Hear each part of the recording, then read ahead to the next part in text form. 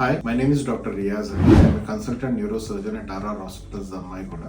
ఈ రోజు brain stroke అంటే పక్షవాతం గురించి డిస్కస్ చేద్దామండి. మామూలుగా ఈ పక్షవాతం ఎప్పుడైనా రావచ్చు, కానీ చలికాలంలో పక్షవాతం వచ్చే అవకాశం ఎక్కువ ఉంటుంది. దీనికి గల ముఖ్య కారణాలు ఏంటంటే, చలికాలంలో మన మెదడులో ఉన్న రక్తనాళాలు కన్స్ట్రిక్ట్ అవుతాయండి. దాన్ని వాసో కన్స్ట్రిక్షన్ అంటాం. దానివల్ల బ్రెయిన్ స్ట్రోక్ వచ్చే అవకాశం ఎక్కువ ఉంటుంది. ఇంకోటి ఏంటంటే, ఈ చలికాలంలో రక్తం అనేది చిక్కబడడం ఎక్కువ ఉంటుంది. So it increases the blood viscosity. So దానివల్ల రక్తనాళాలు బ్లాక్ అయ్యి బ్రెయిన్ స్ట్రోక్ వచ్చే అవకాశం ఉంటుంది. ఇంకోటి ఏంటంటే, హై సాల్ట్ బేస్డ్ డైట్స్ తీసుకోవడం, విటమిన్ డి యొక్క లోపం వల్ల, స్మోకింగ్ ఎక్కువ చేసే వాళ్ళలో మన బ్లడ్ ప్రెషర్ కంట్రోల్లో లేకపోవడము, షుగర్ లెవెల్స్ కంట్రోల్లో లేకపోవడము, ఇవన్నీ పక్షవాతం రావడానికి ఒక ముఖ్యమైన కారణాలు. సో ఈ చలికాలంలో మనకి రిస్క్ ఫ్యాక్టర్స్ కనుక ఉంటే కంపల్సరీ న్యూరాలజిస్ట్ గానీ న్యూరో సర్జన్ గానీ కన్సల్ట్ అవ్వడం చాలా అవసరం అండి. బ్రెయిన్ స్ట్రోక్ పెరాలసిస్ ఒక లక్షణాలు ఏంటంటే, మాట తడబడము, చూపు తగ్గడము, బ్యాలెన్స్ కోల్పోవడము, ఒక పక్క శరీరం పనిచేయకపోవడం, అంటే తిమ్మిళ్ళు ఉండడము,